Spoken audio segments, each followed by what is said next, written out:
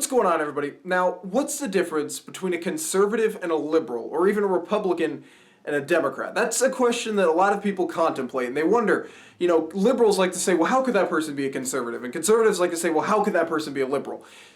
It's very interesting if you break it down, and I put a lot of thinking into this, and I think I have the basic reasoning and a very good metaphor that goes along with it, and we'll get to that at the end of the episode. So let's figure out, what's the difference between a conservative way of thinking and a liberal way of thinking? If you're a Democrat, don't even bother tuning in. It's Dylan's Daily Show with Dylan Parentis.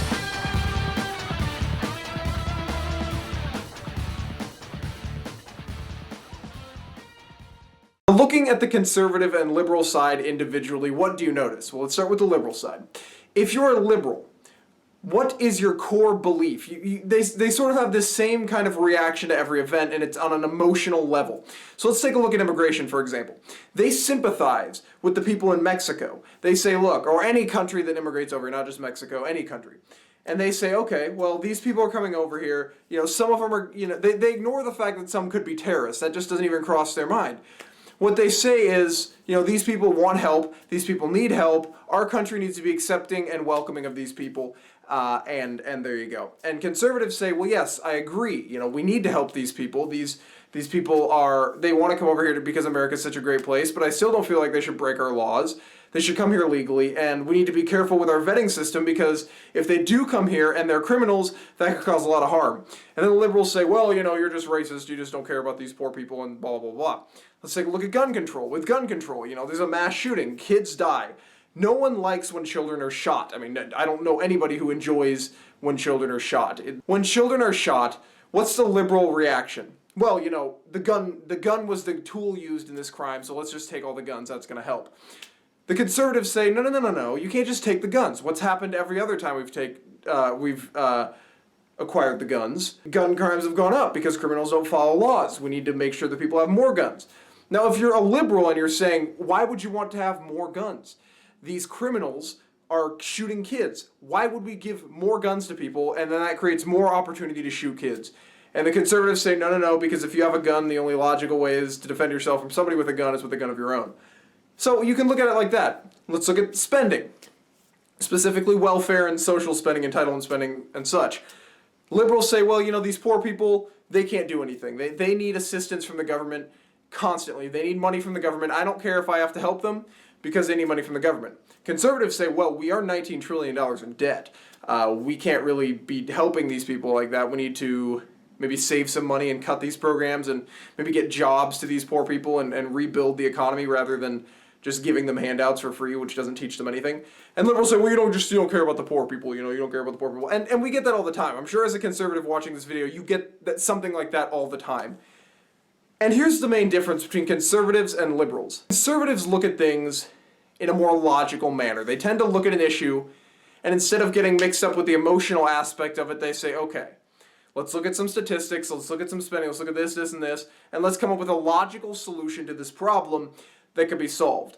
Now, what is the liberal way? Well, the liberal way is a knee-jerk emotional reaction to an issue that doesn't really have make any logical sense. So gun control, like I said, kids are shot. 20 minutes after the kids are shot, the liberals already have this magical plan. Oh, you know what? Kids are shot. It's sad, so let's just take away guns. That's their magical plan, right? That's the plan that they come up with. They didn't put any logical thought into it. If they put logical thought, they would come up and they would say, okay, well, we see the charts that say that gun crimes go up when there's more gun control, so we're going to, loosen the gun laws and make sure that everybody can acquire guns and also training with their guns. That's all important, right? The training is important as well, but that's the main difference. If you look at any liberal policy and look at any conservative policy, the liberal policies are based more on an emotional level, and the conservative policies are based more on a logical level. And that's always how it's been, and that's always how it's going to be. That's why liberals always say you're racist. That's why liberals say you don't care about the poor people. That's why liberals say you don't care about the immigrants, about the refugees, about all this stuff, about the children being shot, is because they don't understand. They don't understand the way you're looking at the issue as a conservative, because you're looking at it in more of a logical sense, and they're looking at it in an emotional sense. Like, what would help me feel safe? What would help me feel better? What can I do? This is a horrible situation. How can I help immediately? I like to look at it this way. Let's say that, now the main difference is capitalism and socialism, right? Socialism has failed. Capitalism, when there's an actual free market, it's thrived. When socialism interferes, like it has in the United States, it usually doesn't thrive. But capitalism and the free market on its own thrives. So let's look at it this way. A train. A train starts very slowly. This is a great metaphor for this, by the way. A train starts very slowly. You know, it starts and it moves, it goes, and it starts going, and it's very slow. But as it builds up momentum, it starts to build up speed. And that's the conservative way, in a sense, of how the economy works. You know, we want to get things going. We don't expect immediate results. If you lower taxes, not every single homeless person is going to get a job, but we get it going slowly. We start to get it going slowly, and the train starts moving slowly and slowly and slowly, and then it builds up speed. It goes a little quicker and a little quicker and a little quicker. You get where I'm going with this. The train builds up speed. Now, liberals like to say, well, the train isn't going fast enough, so let's get everybody we can to pull the train with ropes. And so they get all these people to start pulling the train. Well, eventually, you run out of people that are willing to pull the train, and then you've got a problem, because there's no more people to pull the train. The train isn't picking up speed because you aren't starting the engines that make the train work in the first place, and that's what capitalism is about.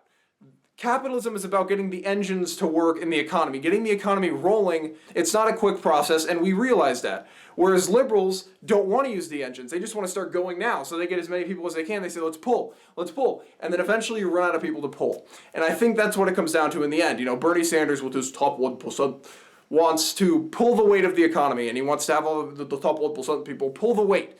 And they're not pulling enough. And it's just, at some point you have to realize it's not working if you pull the train. Why don't we get in the train, start putting coal in there, and get it moving? I mean, that's the core of the difference between conservatives and liberals. Now, thanks for tuning in. If you enjoyed, please like and share. If you would like to see more, feel free to subscribe.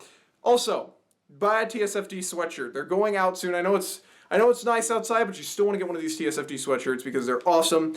Buy a TSFD sweatshirt. See you tomorrow.